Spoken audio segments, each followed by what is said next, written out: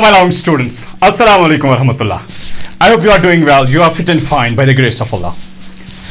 As you know that today we are going to launch here the grammar and writing skills of class 10th on JK Bose Foundation class. Dear students, today we are going to discuss here the first three writing skills of class 10th.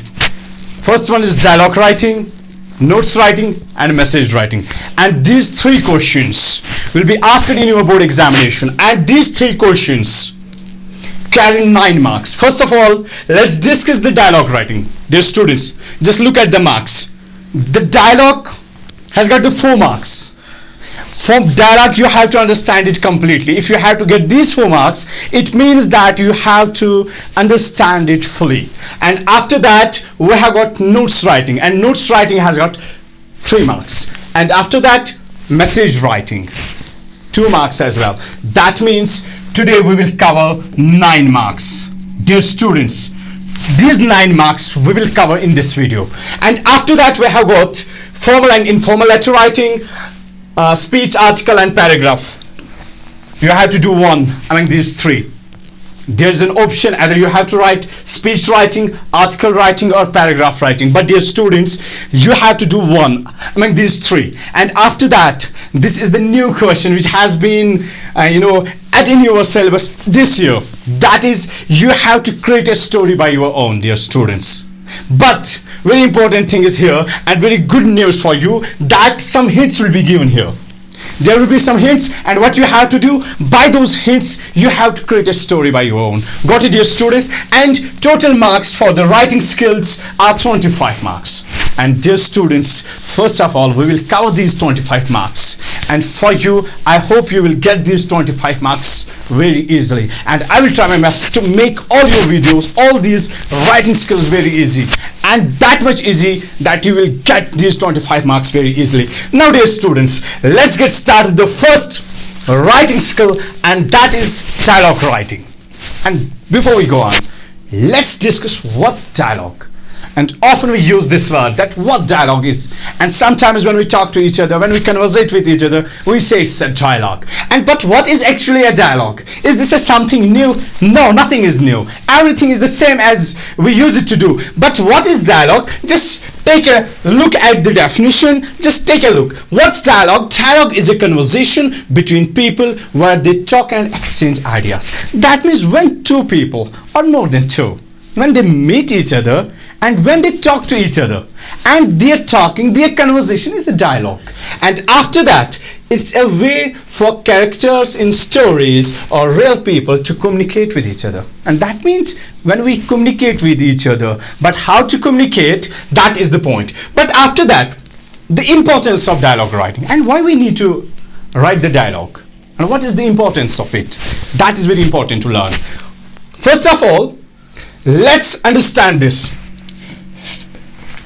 Facilitates communication. That means enable the exchange of ideas, information and emotions, fostering understanding between individuals.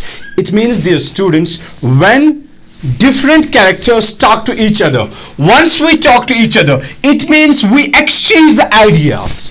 Once we exchange the ideas, what happens after that? We get that information. And once that information is achieved, we get the different emotions, we get the different feelings. And after that, dear students, how we can, one more important feature of this dialogue writing is builds relationships. It means strengthens connections and relationships by allowing people to express themselves and engage in meaningful conversation. Once we talk to each other, when we talk to each other, what happens? We engage in a meaningful conversation. Got it, dear students? Now is the question here, that how we can write a beautiful dialogue and how we have to write in the examination. Dear students, some very important points here. First of all, if you have to write a good dialogue, what you have to do? First of all, you have to do these points. That means these are some characteristics of dialogue writing. What is the first dialogue characteristics of the dialogue? That is spontaneous. What does spontaneous mean? It means that the conversation between the characters should feel unplanned, not rehearsed. It means that when we talk to each other, it should like that it's unplanned. बिल्कुल ऐसा नहीं लगना चाहिए कि ये plan करके है। When we talk to each other, बेटा जब हम बात करते हैं ना एक दूसरे से, ऐसा नहीं लगना चाहिए कि ये बातें प्लानड है। जो कुछ ये बता रहा है ना एक दूसरे से, ऐसा नहीं है कि ये सारा उन्होंने पहले ही फिक्स किया है, उन्होंने इस पर रिहर्सल किया है, नहीं, ऐसा बिल्कुल भी नहीं लगना चाहिए। लेकिन जब भी बात करेंगे ना, जब भी आप स्टेज पर आते हो ना, जब भी एक थिएटर बन जाता है ना, वहां पे जो कैरेक्टर्स का सीन होता है, जो कैरेक्टर्स का अपना डायलॉग होता है ना बेटा, क्या आप जब भी सीरियल, कोई भी मूवी, कुछ भी देखते हो ना, क्या आपको लगता है कि दिस इज प्री प्लान्ड? नहीं। इस तरह कैरेक्टर्स अपने डायलॉग को पेश करते हैं कि बिल्कुल भी कोई भी चीज प्लान्ड नहीं लगता है।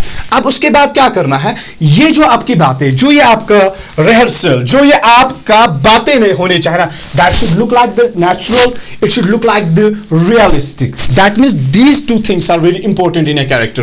What you have to weigh in that that form where your everything should look like natural and realistic. And second thing is use direct speech.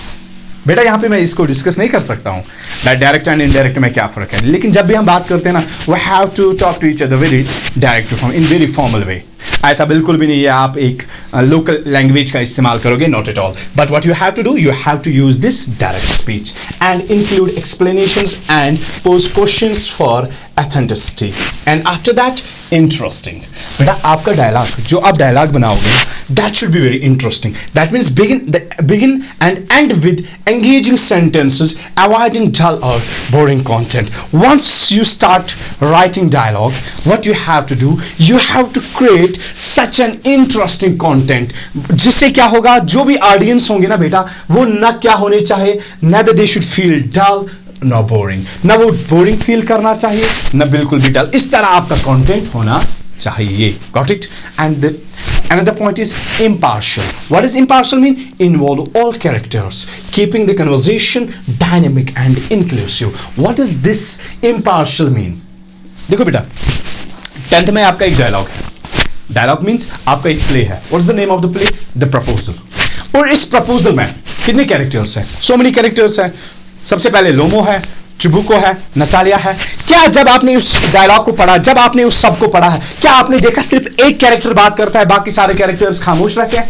अरे नहीं, सब कैरेक्टर्स अपना अपना रोल करते हैं और सारे कैरेक्टर्स इन्वॉल्व हो जाते हैं। और इसी तरह जब आप एक डायलॉग क्रिएट करोगे ना, what you have to do, your dialogue should be impartial. It means that you have to involve all the characters in it. अगर आपने एक कैरेक्टर को इन्वॉल्व किया है, दूसरे कैरेक्टर को इन्वॉल्व नहीं किया है, it means that your dialogue is not impartial. And after that it should be concise. Your dialogue should be concise. What it mean? It should be brief. ऐसा नहीं होना चाहिए एक लॉन्ग स्टोरी हो, फिर समझ ना आए, आपके जो ये सुनने वाले होंगे जो भी हो वो डल और बोरिंग फील करे। इसीलिए आपका क्या होना चाहिए, your dialogue should be brief and after that with short and focused questions and replies for clarity and impact. अब क्या बेटा करना है, जो भी बात होगी ना बिल्कुल फोकस्ड, ऐसा नहीं आप इधर उधर की बातें करोगे, नहीं, जो क्वेश्चन होगा क्वेश्चन को रेलेवेंट जवाब देना है, उसके बाद आपको उसके अलावा कुछ भी नहीं करना है। ये कुछ इंपॉर्टेंट कैरेक्टरिस्टिक्स है एक डायलॉग राइटिंग के। अब बेटा यहाँ पे क्वेश्चन है कि अब डायलॉग कैसे लिखना है। ये सारे पॉइंट्स ऐसे थे कि डायलॉग को पहले समझाना कि डायलॉग होता क्या है, अब लिखना कैसे डायलॉग है, अब वो चीज लिखेंगे बेटा। Just look here, 3 steps to be followed for a good dialogue. बेटा ये 3 स्टेप्स आपको फॉलो करने एक अच्छा डायलॉग बनाने के लिए, एक अच्छा डायलॉग लिखने के लिए क्या करना है, आपको इन 3 चीजों को याद रखना है। अगर ये 3 चीजें याद नहीं रहेंगे, अच्छा डायलॉग आप नहीं लिख सकोगे। क्या रखना है, सबसे पहले इमेजिन कैरेक्टर्स। अब बेटा याद रखिए, इससे पहले 2 तरीके के डायलॉग्स आते थे आपके एग्जाम में। क्वेश्चन एक किस्म का डायलॉग ये आता था कि वहां से कैरेक्टर्स दिए जाते थे, सही है, और फिर खुद ही डायलॉग क्रिएट करना था। दूसरा ये आया कि आपको डायलॉग दिया जाएगा, डायलॉग में कुछ मिसिंग कैरेक्टर्स होंगे या मिसिंग डायलॉग्स होंगे, और मिसिंग डायलॉग्स को बाकी डायलॉग्स पढ़ के आपको करने हैं। वो एग्जांपल्स मैं देता हूं आगे, मगर उससे पहले क्या करना है आपको, यू हैव टू पिक्चर। अगर आपको बेटा क्या करना होगा, अगर आपके एग्जाम में ऐसा होगा कि खुद आपको एक डायलॉग बनाना होगा, सिर्फ आपको एक सीन दिया जाएगा, फिर आपको खुद करना है।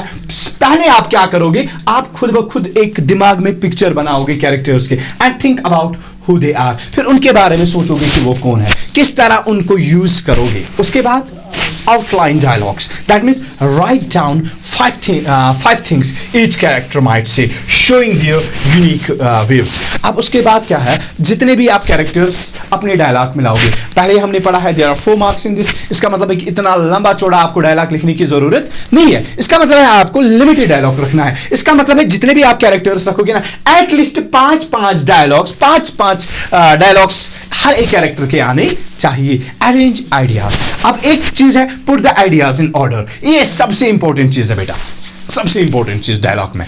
That means you have to follow the chronological order. ये क्रोनोलॉजिकल ऑर्डर का मतलब क्या है बेटा? अगर हमें डायलॉग लिखना होगा किसी पे, ऐसा नहीं है हम पहले एंड लिखे उसके बाद बिगिनिंग करें उसके बाद शुरुआत करें. नहीं, आपको क्या करना है, स्टेप बाय स्टेप. पहले 1, उसके बाद 2, उसके बाद 3. इस तरह आपको क्या करने हैं, you have to put all the ideas in order, in proper order, and after that so the conversation makes sense and flows well. लेकिन जब सारी चीजें ऑर्डर में होंगे ना, एक तो आपका डायलॉग इंटरेस्टिंग होगा, दूसरा क्या होगा उस डायलॉग में, ये डायलॉग आपका अंडरस्टूड होगा, और जो भी आपके ऑडियंस होंगे वो आपको आपके डायलॉग को सुन के एंटरटेन करेंगे. And that's why these things are very important for a good dialogue. Got it? अब उसके बाद जस्ट लुक हियर, उसके बाद क्या है, दिस इज एन एग्जाम्पल. बेटा ये एक एग्जाम्पल है डायलॉग की, कि एक डायलॉग को कैसे बनाया जाएगा. ये पेपर में आया था, प्रीवियस पेपर्स में इस तरह के डायलॉग्स आए थे. अब इस साल या आपको डायलॉग खुद क्रिएट करना पड़ेगा, या आपको हिंट्स डायलॉग के दिए जाएंगे, या इस तरह का डायलॉग आ सकता है. तो इसीलिए मैंने ये एक एग्जांपल दिया आपको कि इस डायलॉग को कैसे आप करोगे. सबसे पहली बात, कंप्लीट द डायलॉग बिलो. बेटा सारा डायलॉग दिया गया है, फिर लिखना क्या है. अगर सारा डायलॉग दिया गया है, फिर क्या करना है बच्चे को ये चीजें भरने हैं, ये फिल इन द ब्लैंक्स भरने हैं. इन्हीं फिल इन द ब्लैंक्स को आपको मार्क्स है. सिंपल बात.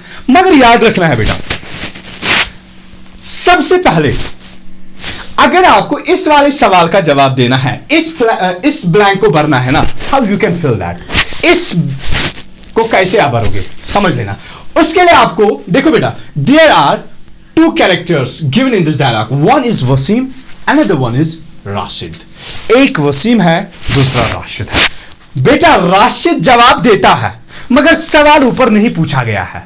इसका मतलब है जब तक आप राशिद का जवाब नहीं पढ़ोगे, तब तक आपको सवाल समझ नहीं आएगा. जब जवाब आपका होगा, आपको खुद ब खुद पता चलेगा सवाल क्या हो सकता है. जैसे यहां पे वसीम कह रहा है, क्या कह रहा है, हेलो राशिद, व्हाट इट. उसके बाद कुछ भी नहीं बताता है, इतना ही. लेकिन वसीम राशिद क्या जवाब देता है, राशिद बता देता फाइन, थैंक्स, हाँ शुक्रिया. Isn't it lovely to be back after the vacation? ये अब वसीम राशिद का सवाल है यहाँ पे, मगर ये इस सवाल का जवाब पहले देता है, फाइन थैंक्स, हाँ बिल्कुल अच्छा शुक्रिया. फिर सवाल क्या हो सकता है ना. अगर कोई मुझसे पूछे आप ठीक हो, मैं क्या कहूँ, हाँ बिल्कुल I am fine, thanks to almighty Allah. ये है ना. इसका मतलब है सवाल आप कैसे हो, how are you, how do you do, this can be the question, है ना. उसके बाद वसीम ने अब सवाल, राशिद ने अब इसके बाद ये सवाल भी साथ में कहा, क्या isn't it lovely to be back after the vacation? क्या ये बड़ी मजेदार बात नहीं है कि वेकेशन के बाद हम वापस स्कूल आ रहे हैं. Oh yes. उसके बाद ये इसको बोला, हाँ बिल्कुल. उसके बाद ये दोबारा वसीम सवाल पूछता है, where, कहाँ. मगर याद रखिए बेटा, यहां जो ये पंक्चुएशन मार्क का इस्तेमाल हुआ है ना, गॉट इट डियर स्टूडेंट्स, यहां जो ये पंक्चुएशन मार्क इस्तेमाल हुआ है ना, ये दिमाग में बिठाना है आपको. इसका मतलब ये क्वेश्चन है. क्वेश्चन आपका या हेल्पिंग वर्ब से होगा, वेट अ मिनट, देखो बेटा, या आपका क्वेश्चन हेल्पिंग वर्ब से होगा, या आपका क्वेश्चन WH क्वेश्चन से पूछा जाता है. मगर ये चीज बेटा याद रखना है, इन्हीं से हमारे सवाल बनते हैं, या हेल्पिंग वर्ब से या WH क्वेश्चन से. दूसरी बात, अगर हेल्पिंग वर्ब से हमारा क्वेश्चन बनेगा ना, उसका ज्यादातर हमारा सवाल यस नो में होता है. किस में होता है, यस नो में होता है. अब अगर आप यहां नजर रखोगे ना, यस नो में जवाब नहीं है,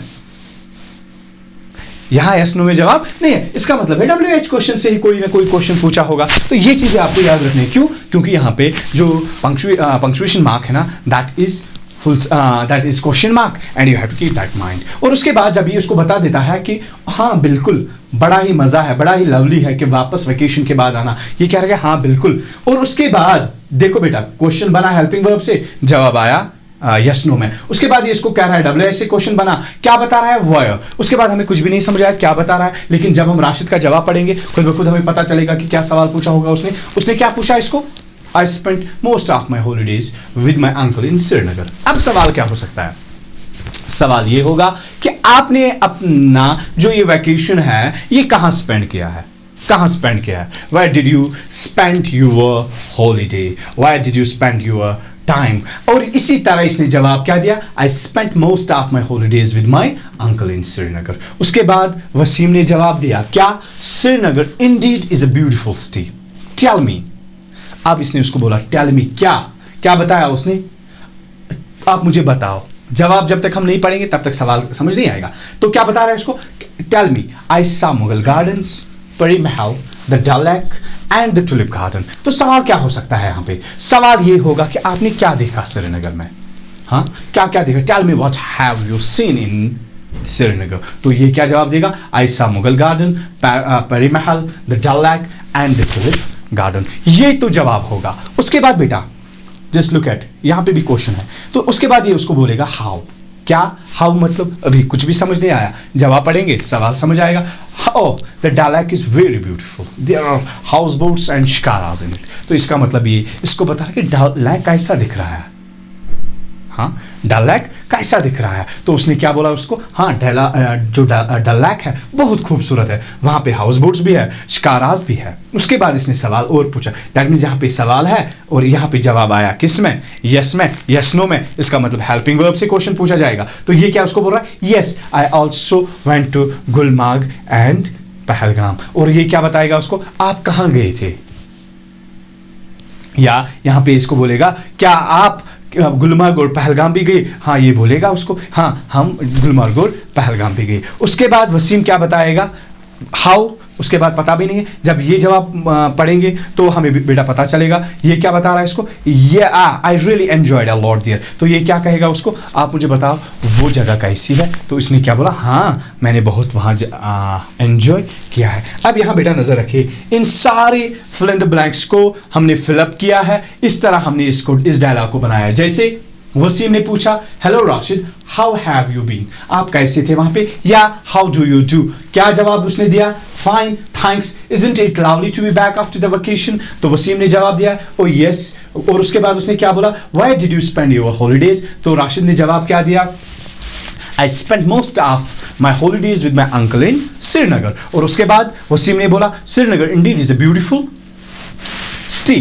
Tell me about your trip। मुझे बोलो अपनी ट्रिप के बारे में। तो क्या जवाब दिया? I saw Mughal gardens, परी महल, the Dal Lake and the tulip gardens। और वसीम ने बोला how was the Dal Lake? Rashid ने क्या बोला? oh the Dal Lake is very beautiful, very beautiful, there are houseboats and shikaras in it। उसके बाद वसीम ने बोला did you visit any other place? देखो बेटा डिड से क्वेश्चन स्टार्ट हुआ है, दैट मींस हेल्पिंग वर्ब से जवाब आया यस नो में। उसने बोला हाँ yes I also went to Gulmarg and Pahalgam. Wasim ने क्या कहा? How was your experience? तो राशिद ने क्या जवाब दिया? I really enjoyed a lot there. मैंने बहुत ज़्यादा एंजॉय वहाँ पे किया। बेटा this was the dialogue writing and इस तरह आपका एक डायलॉग आ सकता है and you will get this 4 marks in it.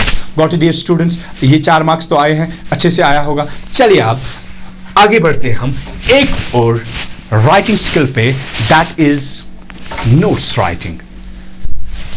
Writing number 2 notes writing. इसमें हमारे 3 मार्क्स हैं हमारे एग्जामिनेशन में। बेटा इस नोट्स पे भी आपको हिंट दी जाएगी, अच्छे से हिंट दिया होगा और उस हिंट से आपको इस नोट्स को करना है। मगर सबसे पहली बात, लिखने से पहले ये समझना है कि व्हाट्स नोट्स? नोट्स क्या है? What does it mean? इसका मतलब क्या है? देखो बेटा कह रहे हैं कि notes writing is a brief written message used to inform a specific group about an event or important information once you are informed about anything। ये चीज़ याद रखना है। जब आपको किसी चीज़ के बारे में इन्फॉर्म किया जाएगा उस टाइम पे आपको नोट्स भेजी जाती है। जब आपको किसी चीज़ की इत्तला दी जाती है या किसी चीज़ के बारे में बताया जाता है, दैट इज कॉल्ड नोट्स। तो इसीलिए यहाँ पे भी बताया गया है कि ये जो नोट्स राइटिंग है ना, ये एक ब्रीफ रिटन मैसेज है जो किस लिए यूज की जाती है? To inform a specific group. किसी स्पेसिफिक ग्रुप को ये इन्फॉर्म करने के लिए, किस रिलेटेड, किस मुताबिक? अबाउट एन इवेंट और इंपॉर्टेंट इंफॉर्मेशन, किसी इवेंट के बारे में या किसी खास इंफॉर्मेशन आपको देने के लिए। फिर क्या बताया जाता है? It follows A structured format and is commonly seen in schools, work place and communities. बेटा ये नोट्स कहाँ भेजे जाते हैं, पर्टिकुलरली कहाँ पे नोट्स का इस्तेमाल किया जाता है? पर्टिकुलरली इसका इस्तेमाल स्कूल्स में किया जाता है। कभी कभार प्रिंसिपल नोट्स भेजता है स्कूल में कि बच्चों को ये करना चाहिए, ये चीज़ें आपको करनी चाहिए। मसलन आपको एक फेयरवेल होगी स्कूल में, या कोई और पेंटिंग, ऐसे कोई भी कंपटीशन होगा, उसमें जो चीज़ें आपको चाहिए उसके लिए आपको नोट्स भेजी जाती है स्कूल के नोट्स बोर्ड में। और उसके बाद क्या करना, या वर्क प्लेस में जहाँ लोग काम करते हैं, सारे वर्कर्स को क्या करते हैं, अपने बॉस से उनको एक नोट्स आती है, और उस नोट्स में क्या होते हैं, कोई प्रॉपर क्योंकि पढ़ा हमने स्पेसिफिक ग्रुप ऑफ पीपल, कुछ स्पेसिफिक होते हैं स्कूल में स्टूडेंट्स, टीचर्स स्पेसिफिक होते हैं, वर्क प्लेस में वर्कर्स, और जो उस ऑफिस के काम करने वाले होंगे वहां पे होंगे, या इसी तरह कम्युनिटीज में भी ये मैसेज नोट्स भेजी जाती है। तो किस लिए? क्योंकि कोई इंपॉर्टेंट इंफॉर्मेशन देने के लिए। What it is students? तो ये चीज था हमारा एक डेफिनेशन किसकी, नोट्स राइटिंग। अब है points to remember while writing notes. अब बेटा जब आप नोट्स लिखोगे ना, कुछ पॉइंट्स तो याद रखने ही रखने हैं। जब तक आप ये पॉइंट्स याद नहीं रखोगे, अच्छी नोट्स नहीं आएगी। तो अच्छे नोट्स बनाने के लिए एक बेहतरीन नोट्स बना, क्योंकि दो वर्ड्स है याद रखना, वन इज नोट्स, हम पढ़ रहे हैं notes, remember this thing, not notes, this is note making, हाँ, this is another writing skills, notes is another word, हाँ, but here it is notes, NOTICE, notes। तो क्या बताया जाता है, कुछ पॉइंट्स आपको याद रखने हैं अच्छी नोट्स लिखने के लिए। One thing is present the notes in proper format. ऐसा नहीं पेज उठाया नोट्स स्टार्ट करना है, नहीं, ऐसा बिल्कुल भी नहीं करना है। फिर क्या करना है, एक प्रॉपर फॉर्मेट है नोट्स राइटिंग का, उस प्रॉपर फॉर्मेट को फॉलो करना है, सिंपल। और उसके बाद the ideal length of the notes is 50 words. Only relevant points needed to be addressed. Dialogue में भी मैंने ये चीज डिस्कस किया है बेटा, क्या कि जो आपके वर्ड्स होने चाहिए, जो आपकी वर्ड लेंथ होनी चाहिए ना, that should not be more than 50 words. 50 word से ज्यादा आपको नहीं लिखना है, बिल्कुल भी नहीं। इधर उधर की बात है, जरूरी नहीं है, जरूरी मतलब बिल्कुल भी जरूरत नहीं है। अगर आप वो चीजें लिखोगे, बेकार, सारा गेम आपने फेल किया है। इसीलिए क्या करना है, you need to write the relevant information, you need to write the relevant points need to be addressed. वही चीजें जो आपको जरूरत है, क्यों इधर उधर की बातें करने हैं, क्यों इधर उधर का लिखना है, बस हमें रेलिवेंट पॉइंट्स चाहिए। Try to write notes in indirect speech और पेसिव वॉइस। बट यहां याद रखिए बेटा, ये पॉइंट इतना जरूरी नहीं है। क्या जरूरी हमें लिखना है इनडायरेक्ट स्पीच इस्तेमाल करना है, क्या जरूरी पेसिव वॉइस है? नहीं, बिल्कुल भी नहीं, दोनों इस्तेमाल कर सकते हैं, हाँ बेहतर है। अब अगर आप पेसिवाइजेशन पे अच्छा कमांड रखते हो ना, yes, no doubt, you can write down, but you both of the ways we can write in the active voice as well as in passive voice. Don't get here confused. ये point याद रखना। Avoid use of personal pronouns like I we। और कभी कभार ज्यादा आप I we का इस्तेमाल नहीं करोगे।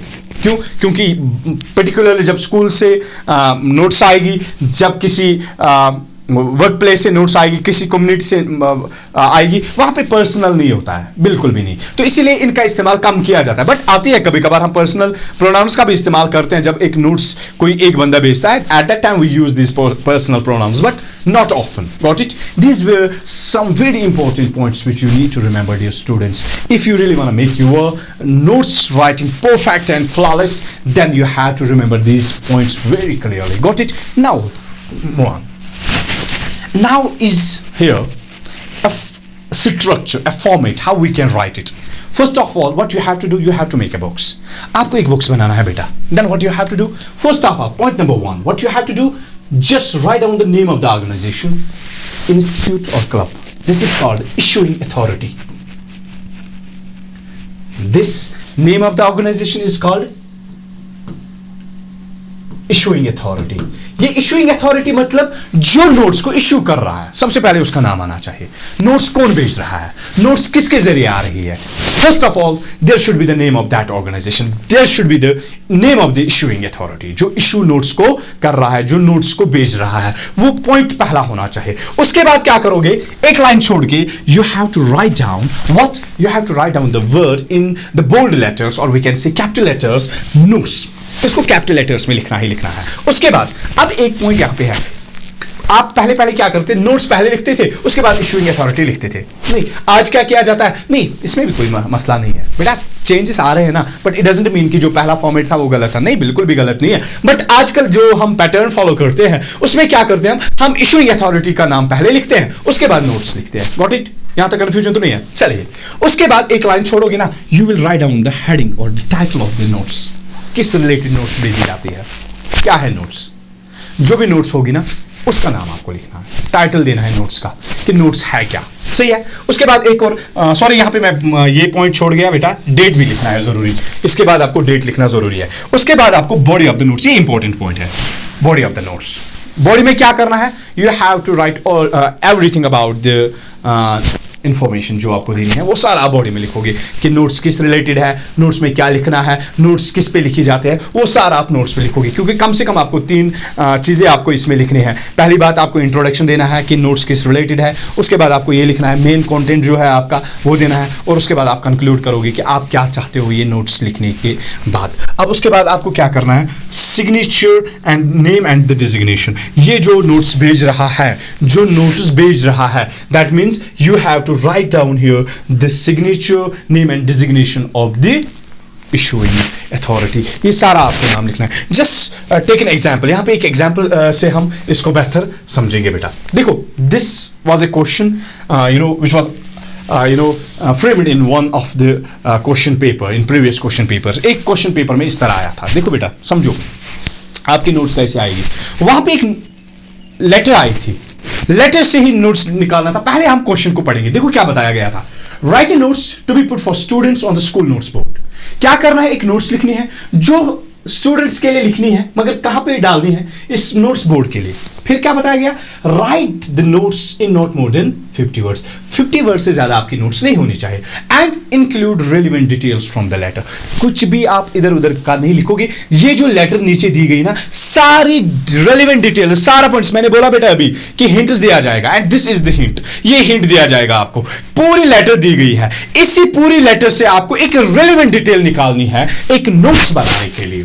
फिर क्या करना है, relevant details given from the letter given below so that the students may come to know about event। Don't give any extra information। This is the very important point। वो क्या बेटा, आपको कोई भी एक्स्ट्रा इंफॉर्मेशन नहीं देनी है, आपको वही चीजें लिखने हैं जो आपको लेटर में दिया गया है। क्यों? क्योंकि सारी रेलिवेंट डिटेल्स यहाँ पे दी गई है। Put the notes in a box. क्योंकि आपको भी एक नोट्स जो है वो एक बॉक्स में रखना है, जिस तरह आपने मैसेज को बॉक्स में रखा है, एग्जैक्टली इसी तरह आपको क्या करना है, इसको भी बॉक्स में रखना है। फिर क्या करना है, सबसे पहली बात क्या है कि इसको पढ़ना है।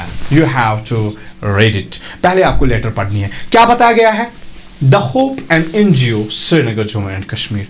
अब लेटर कौन भेज रहा है, एक NGO है जिसका नाम द होप है। उन्होंने लिखी है, किसको लिखा है, the principal Valley Higher Secondary School Srinagar को। उन्होंने श्रीनगर के एक स्कूल है वैली हायर सेकेंडरी स्कूल, कोई भी हो, यहाँ पे हमने एक स्कूल का नाम लिखा है, स्कूल कोई भी हो सकता है, तो इसलिए यहाँ पे वहाँ पे आप ये स्कूल नहीं लिखोगे, जो वहाँ से दिया होगा, जो पेपर में स्कूल का नाम दिया होगा आप वही लिखोगे। तो क्या बताया जाता है यहाँ पे कि जो ये होप एक NGO है ना, ये एक लेटर लिखते हैं principal Valley Higher Secondary School को। क्या बता देता है उसको, देखिए बेटा, सर मैडम दोनों में कोई भी हो सकता है, प्रिंसिपल सर भी हो सकता है, मैडम भी हो सकते हैं। क्या बता रहा है, the Hope is a charitable organization working for the welfare of the society. किसके बारे में बता रहे हैं, होप के बारे में। मैंने अभी पहले ही बोला हमने, क्योंकि सेंडर्स एड्रेस है ऊपर, कि ये होप क्या है, ये एक NGO है। क्या बताया जाता है कि एक चैरिटेबल ऑर्गेनाइजेशन है जो किनके लिए काम करता है, वेलफेयर ऑफ द सोसाइटी के लिए। We undertake every task that can help people in any way. और ये होप का काम क्या है, किसी भी तरह वो लोगों की मदद करना चाहते हैं। This month the organization has decided to organize a health mela. Remember dear students, इस मंथ में जो ये होप NGO है वो प्लान कर रहे हैं, उन्होंने ये डिसाइड किया कि वो एक हेल्थ मेला ऑर्गेनाइज करेंगे। कहां पे, in which a team of experts headed by doctor आस्प। जिसमें क्या होगा, बहुत सारे डॉक्टर्स होंगे, मगर उन सारे एक्सपर्ट्स में जो उनका हेड होगा वो डॉक्टर आस्प होगा, जो क्या करेगा, will provide free checkup and awareness programmes pertaining to कोविड-19 पैंडेमिक। क्योंकि मैंने बोला अभी पुराना पेपर था, पुराने पेपर में जो सबसे बड़ी प्रॉब्लम थी लोगों के लिए, दैट वाज द कोविड-19। क्योंकि कोविड-19 से हम सारे मुसीबत में आए, सब लोग इससे सफ़र हो गए हैं, तो इसीलिए वहाँ पे ये दिया गया कि जो ये डॉक्टर आस्प है ना, वो क्या करेगा, लोगों को फ्री चेकअप करेगा। उसके अलावा उनको ये अवेयरनेस प्रोग्राम भी चलाएगा, ये लोगों को अवेयर करेगा किस रिलेटेड, कोविड-19 पैंडेमिक के बारे में। The team of doctors would also deliver very informative lectures about the covid problems. और बाकी जो डॉक्टर आसिफ के साथ बाकी भी डॉक्टर्स होंगे ना, वो भी क्या करेंगे, वो भी डिलीवर करेंगे एक इंफॉर्मेटिव लेक्चर्स जो कोविड-19 के प्रॉब्लम्स के रिलेटेड होगा। फिर क्या बताया जाता है, it is therefore hoped that you would give your consent for the health Mela in the school premises on 10th of January। आप बेटा नजर रखिए, अब ये होप एनजीओ प्रिंसिपल को क्या कर रहे हैं, क्या बता रहे हैं उसको कि हम चाहते हैं, क्या चाहते हैं कि हम आपके स्कूल में ये हेल्थ मेला करना चाहते हैं। और क्या बता रहे हैं, it's request that students of your school में kindly be informed to be present on that day that they may get benefited. फिर ये प्रिंसिपल को रिक्वेस्ट कर रहे हैं, आप अपने बच्चों को भी क्या करिए, अब अपने बच्चों को भी अवेयर करिए इस बारे में, क्योंकि उनको भी इस चीज से फायदा मिले। Yours sincerely director Hope. अब बेटा नोट्स लिखने, अब नोट्स कौन लिखेगा, डायरेक्टर ऑफ एनजीओ कौन लिखेगा, नहीं, अब नोट्स लिखेगा प्रिंसिपल। मगर कहां लिखेगा, अपने स्कूल के नोट्स बोर्ड में, जिसमें ये इत्तला करेगा किनको, अकॉर्डिंग टू दिस लेटर ये इन्फॉर्म करेगा अपने बच्चों को कि आप आइए, स्कूल में एक मेला होने वाला है। कौन सा मेला, हेल्थ मेला। और ये जो ये हेल्थ मेला होगा ना, उसमें बहुत सारे डॉक्टर्स होंगे, मगर उनको हेड करेगा डॉक्टर आसिफ, वो आएगा, और बाकी भी टीम ऑफ एक्सपर्ट डॉक्टर्स के आएंगे, वो सारे एक साथ आएंगे और बच्चों को भी अवेयर करेंगे कोविड-19 प्रॉब्लम्स के बारे में। इसका मतलब है कि अब जो ये हेल्थ मेला है ये चलाएंगे कोई और, मगर ये इंफॉर्मेशन अब कौन देगा। अब इस लेटर को पढ़ने के बाद हमें यह बात पता चली कि लेटर अब लिखेगा प्रिंसिपल, मगर किनको लिखेगा, अपने स्कूल नोट्स बोर्ड में अपने बच्चों के लिए। मगर याद रखना है कोई भी एक्स्ट्रा इंफॉर्मेशन हम नहीं देंगे। देखो बेटा, this is the simple pattern, simple. देखो बेटा, सबसे पहले स्कूल का नाम, स्कूल का नाम क्या था, Valley Higher Secondary School Srinagar. Name of the organization, issuing authority है ना वही। अब इशू कौन कर रहा है, नोट्स प्रिंसिपल ही कर रहा है, मगर कहां से, अपने स्कूल से। अब इसका यहां पे लिखना है स्कूल का नाम। यहां मैंने क्यों नहीं लिखा स्कूल का नाम, क्योंकि आप वही नाम लिखोगे जो आपके एग्जाम में नोट्स में नाम दिया गया। Got it. उसके बाद जैसे ये लिखोगे ना बेटा, उसके बाद आप वर्ड नोट्स लिखोगे, एक लाइन छोड़ के, फिर आप लिखोगे जो भी डेट होगा उस दिन, जो डेट होगा वो डेट आप लिखोगे। डेट के बाद आप लिखोगे क्या, टाइटल। टाइटल क्या था, हेडिंग क्या थी, हेल्थ मेला। तो यहां पे हमने हेल्थ मेला लिखा बेटा। हर एक पॉइंट को नजर रखना, कहीं पे हमने कोई एक्स्ट्रा इंफॉर्मेशन मत लिखी है। फिर उसके बाद क्या हुआ, देखो प्रिंसिपल क्या लिख रहा है। अब पहले क्वेश्चन पे आ जाओ, यहां नजर रखना, क्वेश्चन पे देखना पहले। Write the notes to be put for the students on the school notes board. Write the notes is not more than 50 words including relevant details from the letter given below so that the students may come to know. अब इसका मतलब है कि कोई भी आ सकता है, कोई भी हो सकता है। अब अगर वहां से बोला गया कि आप हो स्कूल के हेड बॉय हो, आप लिखो स्कूल नोट्स बोर्ड में, मगर लेटर को पढ़ के, अब उन्होंने लेटर में इसको भेजा था, लिखना था प्रिंसिपल को। अब हम प्रिंसिपल को नहीं, क्योंकि वहां पे ज्यादा प्रिंसिपल नहीं आएगा, वहां पे आपको बताया जाएगा नोट्स लिखने के लिए। इसलिए हम क्या करेंगे, हम इस चीज को डिस्कस करेंगे। क्या, देखो, an awareness program pertaining to COVID-19 pandemic is going to be organized in our school by the famous NGO The Hope। बेटा सारा लेटर में दिया गया था कि एक अवेयरनेस प्रोग्राम कोविड-19 पैंडेमिक के बारे में ऑर्गेनाइज करने जा रहे हैं हमारे स्कूल में, जो एक फेमस एनजीओ है जिसका नाम है द होप, वो करेंगे। इन दिस हेल्थ मेला क्या होगा, a free checkup will be provided by a team of experts headed by Dr. Asif। सारा था लेटर में कि टीम ऑफ एक्सपर्ट्स आएंगे, उनको डॉक्टर आसिफ हेड होगा, वो क्या करेंगे, वो यहाँ पे आएंगे। A very informative lecture would also be delivered by the expert team of doctors about the COVID-19 problems। और उसके बाद जो बाकी टीम ऑफ डॉक्टर्स होगा वो भी क्या करेंगे बेटा, वो भी आपको इंफॉर्मेशन देंगे, वो भी आपको स्पीच देंगे किस रिलेटेड, कोविड-19 प्रॉब्लम्स के बारे में। कब, ऑन 10th January। जो डेट दिया होगा ना वहां पे वही डेट लिखना है। उसके बाद all the students are informed to attend the camp to have its benefits. फिर क्या बताया जाता है, सारे बच्चों को, रिक्वेस्ट नहीं होती है, इंफॉर्मेशन होती है, इसलिए ये चीज याद रखना है। सारे बच्चों को इन्फॉर्म किया जाता है वो इस कैंप को, किस कैंप को, हेल्थ मेला को अटेंड करे और इसके बेनिफिट्स हासिल करे। फिर मैंने नाम लिखा है, हुसैन अपना नाम लिखा है, फिर क्या लिखा, हेड बॉय, ये स्कूल का हेड बॉय है। या अगर यहाँ पे प्रिंसिपल लिखेगा, फिर ऊपर होगा प्रिंसिपल का नाम, नीचे उसकी डिजिग्नेशन होगी प्रिंसिपल ऑफ द स्कूल, जो भी स्कूल दिया होगा। गॉट इट डियर स्टूडेंट्स, ये था हमारा एक और क्वेश्चन जो आपको बोर्ड एग्जामिनेशन में पूछा जाएगा, और इसके 3 मार्क्स हैं। हो गए कितने, 7 मार्क्स, बिल्कुल आसान, कोई परेशानी नहीं है। अब हम एक और क्वेश्चन इस वाले लेक्चर में डिस्कस करेंगे, that is message writing. This would be the last question which we will discuss in this lecture. In this video हम सिर्फ ये राइटिंग स्किल्स को डिस्कस करेंगे और बाकी जितने बचेंगे वो लेटर ऑन बाकी वीडियोस में डिस्कस करेंगे। बेटा देखो उसके बाद अब है मैसेज। दो याद रखें, उनकी डेफिनेशन से याद रहे।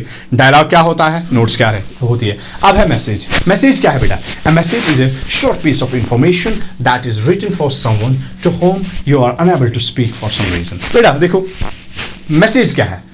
जब हम किसी को कोई इत्तला देते हैं, मगर मैसेज उसको लिखा जाता है जिससे आप अनएबल हो, जिससे आप कम्युनिकेट नहीं कर सकते हो डायरेक्टली, उसके बाद आप उसके लिए मैसेज छोड़ते हो। सही है।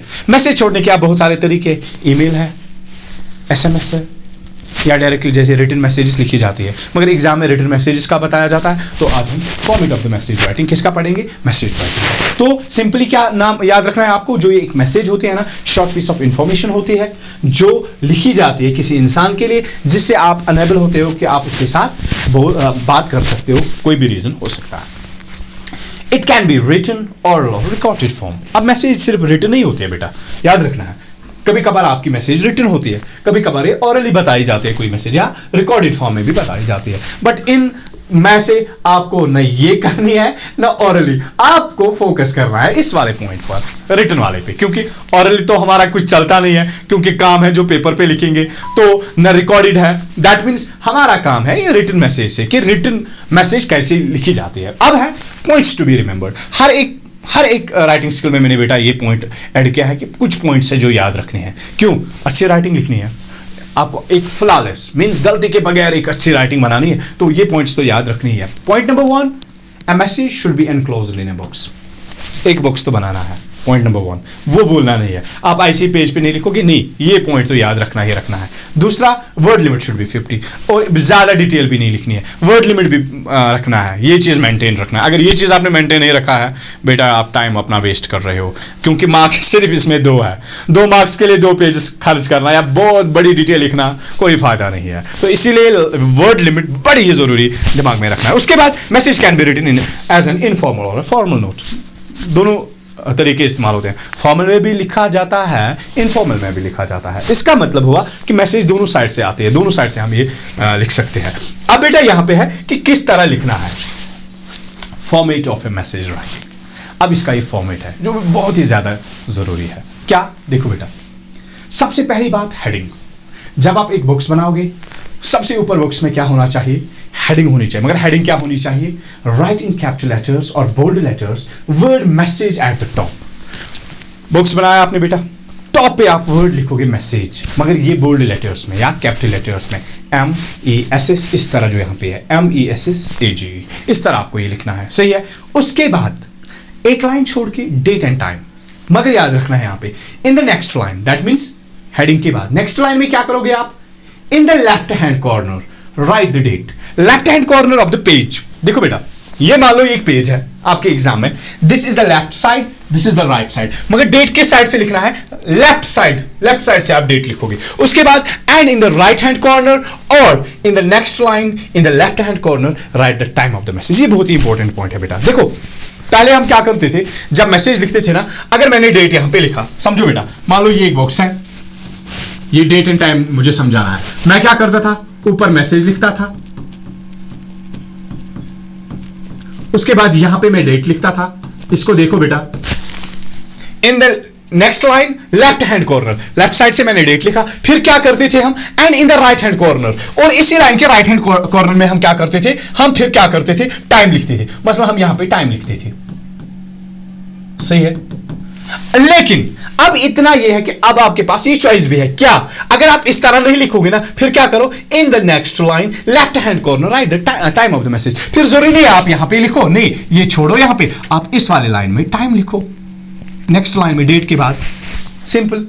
मुझे लगता है कि ये पुराना वाला फॉर्मेट ये छोड़ो, आप क्या करो? मैसेज लिखा, एक लाइन छोड़ी, डेट और टाइम, डेट लिखो, डेट के बाद दूसरी लाइन पे टाइम लिखो। तो यही लिखा हुआ है यहाँ पे कि पहले जब आप लेफ्ट हैंड कॉर्नर में डेट लिखोगे, उसके बाद राइट हैंड कॉर्नर में हम, या अगर उसमें नहीं लिखेंगे, फिर नेक्स्ट लाइन को ही लेफ्ट हैंड कॉर्नर में ही क्या करोगे? You will write the time of the message. Got it dear students? उसके बाद जैसे आप ये लिखोगे ना, उसके बाद आप रिसीवर का नाम लिखोगे, या जिसको हम एड्रेसी भी कहते हैं, जिसको आप ये मैसेज लिख रहे हो, जो आपके मैसेज को रिसीव करेगा ना, उसको हम एड्रेसी भी कहते हैं। उसमें आप उसका क्या करोगे, नाम लिखोगे। आप जरूरी नहीं खाली नाम भी लिखेंगे, आप यहाँ पे सैल्यूटेशन भी साथ लिख सकते हो। सैल्यूटेशन का मतलब बेटा आप सलाम लिख सकते हो, जैसे रेस्पेक्टेड, अगर क्योंकि पढ़ा हमने इनफॉर्मल भी है फॉर्मल भी है, आप क्या कर सकते हो, आप respected sir, respected madam, whatsoever, या डियर, अगर इनफॉर्मल होगा dear brother, dear mother, dear friend, जो कुछ भी होगा आप इस तरह लिख सकते हो। क्या बताया जाता है, in the next line write the receiver's name, that is the name of a person for whom a message is being written. फिर आप उसी का नाम लिखोगे, रिसीवर्स नेम इसमें, और जिस इंसान को आप ये मैसेज लिख रहे हो। उसके बाद this is the very important point, that is body. Body आप उसके बाद लिखोगे, एक लाइन छोड़ के आप बॉडी स्टार्ट करोगे। मगर जो हमने ऊपर पॉइंट्स टू रिमेंबर पढ़े हैं उसमें हमने पढ़ा वर्ड लिमिट। वर्ड लिमिट आपका 50 होना चाहिए। ये सारे पॉइंट्स 50 नहीं होने चाहिए, बल्कि आपकी बॉडी कम से कम 50 वर्ड्स की होनी चाहिए। बाकी जितने भी बाकी फॉर्मेट में जितने भी पार्ट्स आते हैं वो मिला के नहीं, बॉडी आपकी 50 वर्ड्स की होनी चाहिए। बॉडी में आपको क्या करना है, body of the message is the actual information, असली इंफॉर्मेशन बॉडी है, that needs to be communicated. सही है। उसके बाद it should be short, specific and clear. लेकिन जो कुछ भी आप मैसेज में लिखोगे ना बेटा, बिल्कुल ही क्लियर होना चाहिए, इजी टू अंडरस्टैंड होना चाहिए। That's called clear. क्लियर माने इजी टू अंडरस्टैंड, बिल्कुल ही इजी टू अंडरस्टैंड होना चाहिए।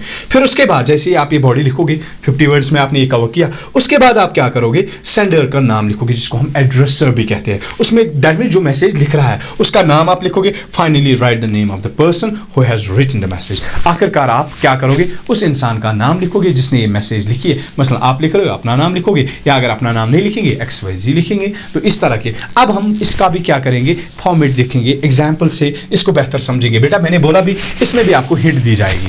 अगर आप देखोगे, देखो पहली बात इस तरह बॉक्स बनाओगे, मगर ये यहाँ गलत हुआ है। यहाँ आपको मैंने बोला है कि इसको कैपिटल लेटर, बोल्ड लेटर्स में या कैपिटल लेटर्स में लिखोगे। इस तरह आप इस मैसेज को लिखोगे। उसके बाद लाइन छोड़ के डेट और टाइम इस तरह लिखोगे। उसके बाद रिसीवर का नाम या सैल्यूटेशन बोला मैंने। उसके बाद आप बॉडी लिखोगे और बॉडी के बाद एड्रेसर का नाम। ये था एक सिंपल डिज़ाइन कि किस तरह लिखना है। लिखना क्या है वो आप चेक करेंगे। अब यहाँ नजर रखिए बेटा, क्वेश्चन इस तरह आया था प्रीवियस पेपर्स में। क्या वहां से एक डायलॉग आया था, डायलॉग को पढ़ के क्या करना था, आपको एक मैसेज डालनी थी। पहले क्वेश्चन पढ़ो क्या था। क्वेश्चन था बशीर कॉल्ड मिस्टर मुश्ताक। बशीर ने मिस्टर मुश्ताक को कॉल की। ये मिस्टर मुश्ताक कौन था, एक शॉप ओनर था, एक शॉप के मालिक था। He was not available at shop. जब उसने कॉल की थी ना, वो उस टाइम पे शॉप पर नहीं थे। हिज असिस्टेंट आंसर्ड, मगर उसके असिस्टेंट ने कॉल को रिसीव किया है। सही है। The following is a conversation between Bashir and assistant. अब मुश्ताक से कोई वास्ता नहीं है, क्यों, फोन उठाया असिस्टेंट ने। अब क्या बताया जाता है, ये जो कन्वर्सेशन है ना, ये किस किस के दरमियान है, बशीर और असिस्टेंट के दरमियान। फिर क्या बताया जाता है, एक असिस्टेंट जो होता है ना, वो इमीडिएटली क्या करता है, उसको निकलना होता है शॉप से, और वो क्या करता है, he left a message for mister Mushtaq. फिर वो मुश्ताक के लिए मैसेज छोड़ता है। अब मैसेज कौन लिखेगा, बशीर ना, मैसेज लिखेगा अब कौन, असिस्टेंट। लिखेगा किसको, मिस्टर मुश्ताक को, ऑनर को।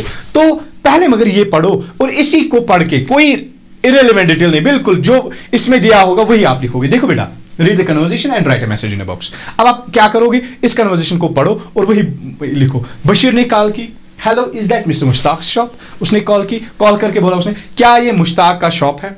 असिस्टेंट ने उठाया, यस हाँ बिल्कुल वही है। बशीर ने कहा could I speak to mister Mushtaq, क्या मैं मिस्टर मुश्ताक से बात कर सकता हूँ। असिस्टेंट ने क्या बोला, sorry he is not here at the moment. और असिस्टेंट ने बोला माफ कीजिए, वो अभी दुकान पर नहीं है। बशीर ने क्या कहा, when will he be back, कब वो वापस आएगा। तो उसने क्या बोला, नॉट बिफोर 5 PM, 5 बजे से पहले वो नहीं आ सकता है शाम के। Can I take a message for him, क्या मैं उसके लिए कोई मैसेज इतला छोड़ूं, क्या मैं उसको बोलूं, क्या आप बताना चाहते हो। बशीर ने कहा हाँ बिल्कुल, आप बताना उसको क्या।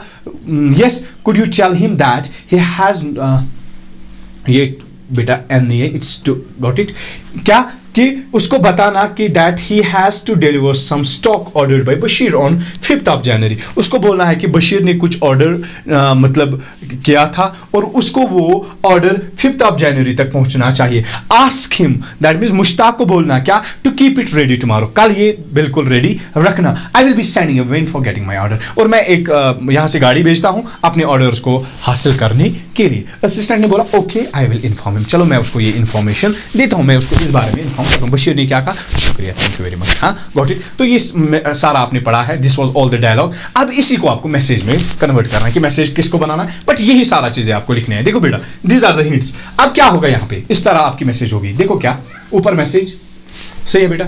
इसके बाद डेट टाइम, अब वर्ड नहीं लिखना है। मसलन आज अगर 5 फेब है, सही है, 5 फेब है, यहाँ पे आप लिखोगे भाई 5 फरवरी 2024। उसके बाद टाइम जो होगा, टाइम लिखोगे आप। अब आप वहाँ क्या लिखोगे, टाइम जो एग्जामिनेशन में जो टाइम होगा, उसके बाद जो टाइम होगा, टाइम और डेट होगा, वो आप बराबर लिखोगे। उसके बाद एक लाइन छोड़ोगे आप। इसके बाद देखो मिस्टर मुश्ताक, ये असिस्टेंट लिख रहा है, mister Mushtaq, Bashir telephoned to inform you that the stock ordered by him on 5th January should be ready and be delivered to him till tomorrow.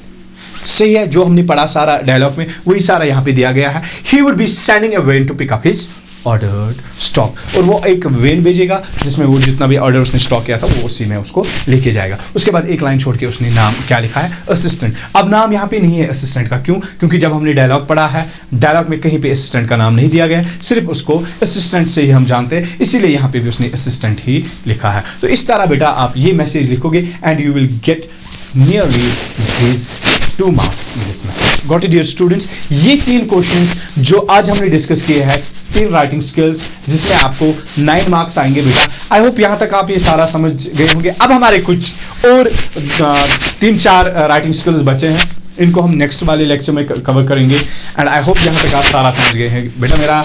अब हम नेक्स्ट वाले वीडियो में मिलेंगे, एंड टिल देन खुदा हाफिज।